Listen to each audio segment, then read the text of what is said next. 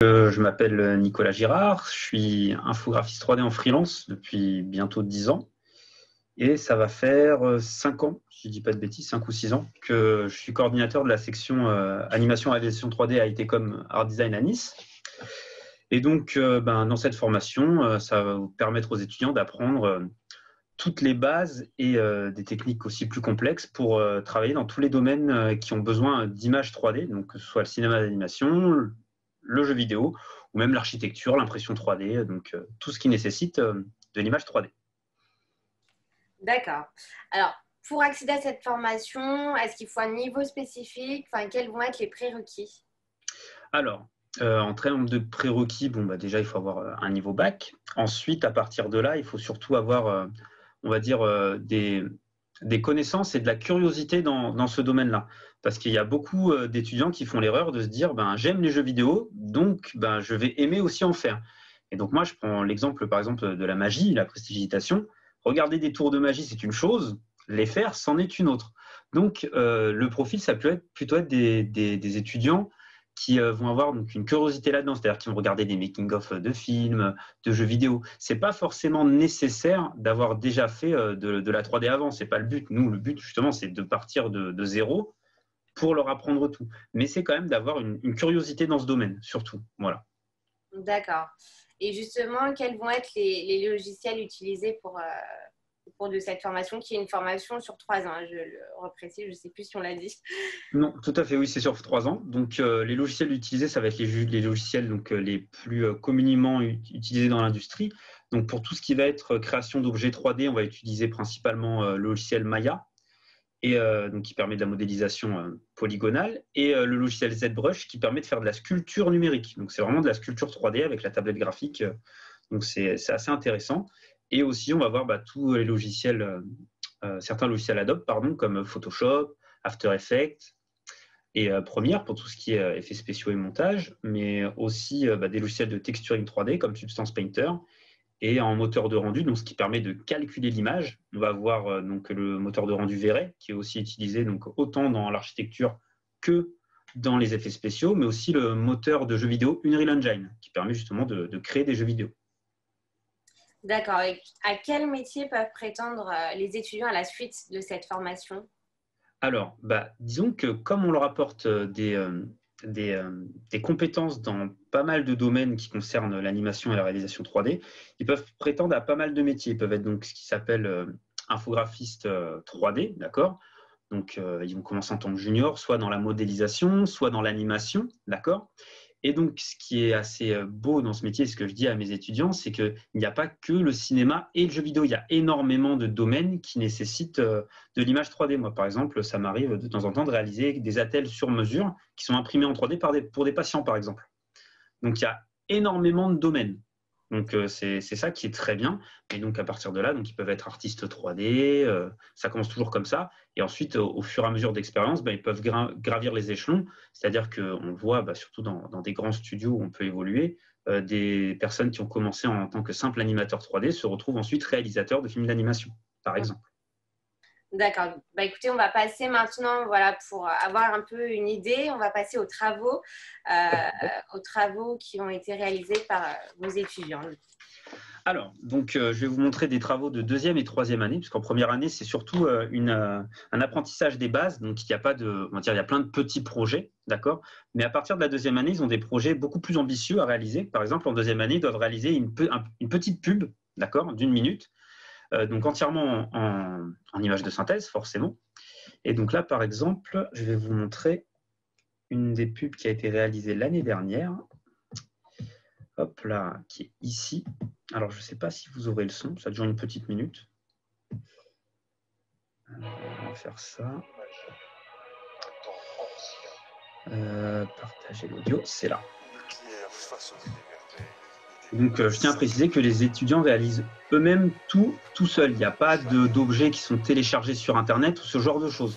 D'accord? Ils partent vraiment d'une scène 3D, c'est comme ça que ça s'appelle, entièrement vide. Et donc, ce sont les enseignants et aussi eux qui s'entraident, qui vont apporter toutes les bases, que ce soit en mise en scène, d'accord, en mise en scène, en storyboard, et en scénario, mais également toutes les compétences techniques qu'il faut pour réaliser tout ça. Donc, ils vont vraiment réaliser toutes les parties. Donc, il peut y avoir aussi de la 2D, comme on peut le voir là, de l'animation 2D pour l'interface. Donc, c'est une formation vraiment très complète, mais aussi, comme elle est très complète, qui demande énormément d'investissement, parce qu'il y a quand même beaucoup de travail. Donc ça, par exemple, c'est un travail de fin de deuxième année. Donc déjà, au bout de 2 ans, un élève qui est donc assidu et qui travaille régulièrement pourra réaliser ce genre de projet. Par exemple. Comme on peut le constater, effectivement, il y a vraiment un niveau déjà assez important en deuxième année. Voilà. Et donc, par exemple, en troisième année, là, par contre, on change de registre. Ils doivent réaliser un jeu vidéo en équipe. Donc là, par exemple, je vais vous présenter une démo d'un jeu qui a été réalisé par 4 étudiants l'année dernière. Donc d'ailleurs, je tiens à le préciser, vous pouvez trouver tous les travaux des étudiants sur la chaîne YouTube ITCOM Animation 3D, où vous aurez tous les travaux de toutes les promotions, d'accord? Et donc là, par exemple, c'est quelques extraits du jeu vidéo qu'ils ont fait l'année dernière. Je vais mettre directement la partie 3D. Donc même voilà, toute la partie 2D, c'est eux qui l'ont réalisé aussi, d'accord? Donc c'est eux qui ont fait tous les croquis, ils ont vraiment tout fait. Donc là, par exemple, voici quelques extraits, on va dire, de gameplay, d'accord? Donc c'est des séquences directement filmées pendant que quelqu'un jouait, d'accord? Je suis désolé pour la qualité, on est sur YouTube et on est presque un peu tout.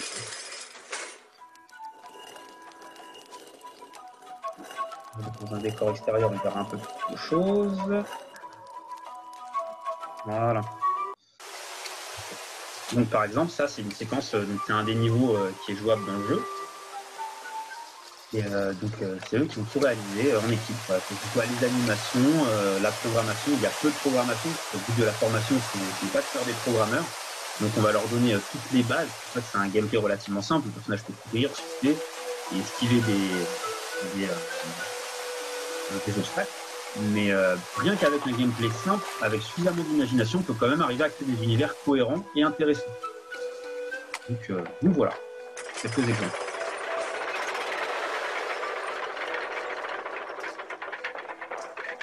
C'est la vidéo qui est un peu longue quand même, parce que la démo de jeu dure quand même une dizaine de minutes. Donc c'est quand même une belle démo de jeu. Et donc voilà, ça permet de voir un peu tous les aspects de la 3D dans les différents domaines.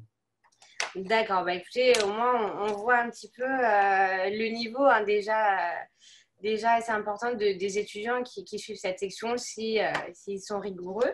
Merci en tout cas, Laurent, pour cette présentation. Nous allons poursuivre avec… Nicolas, mais il n'y a pas de problème. Pardon, Nicolas. Nous allons poursuivre avec Jérôme, qui est une étudiante en troisième année d'animation et réalisation 3D. Au revoir, messieurs, dames. Au revoir, Nicolas. Merci. Au revoir.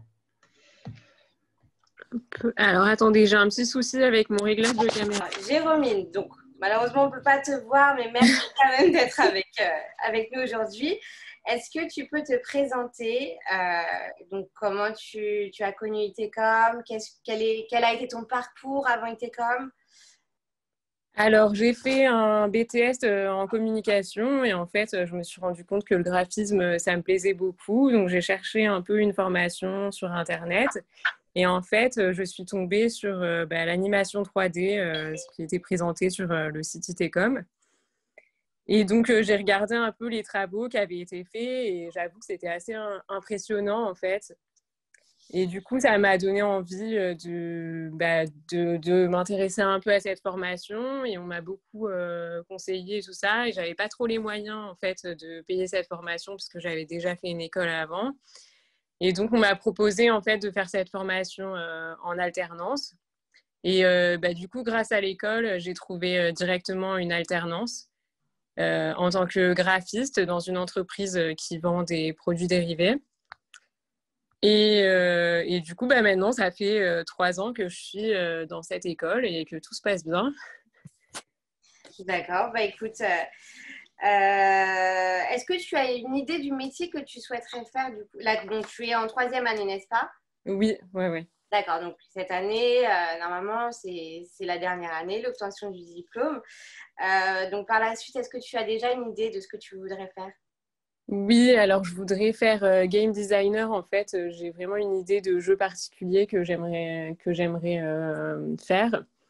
Donc c'est un jeu pour les enfants que j'aimerais créer. Et donc cette formation, enfin grâce à toutes les connaissances que j'apprends en ce moment, puisqu'on en fait on fait un jeu vidéo en troisième année. Et j'espère que j'arriverai à ce que je veux, quoi. Mais ouais, donc game designer. D'accord, bah, écoute, je te le souhaite en tout cas. Pour toi, quelles sont les clés de la réussite concernant cette formation? Alors, la motivation, l'organisation et le travail. Parce qu'en fait, on dirait pas parce qu'on voit plein de belles choses et tout ça, mais on se rend pas compte quand on connaît pas ce domaine. Mais c'est vraiment énormément, énormément de travail, surtout en alternance parce qu'on n'a pas le même temps que les autres. Et il faut surtout très bien s'organiser aussi parce que dès qu'on est un peu fouillis, c'est vite le bordel. C'est vraiment un domaine dans lequel il faut avoir de la rigueur et de l'organisation.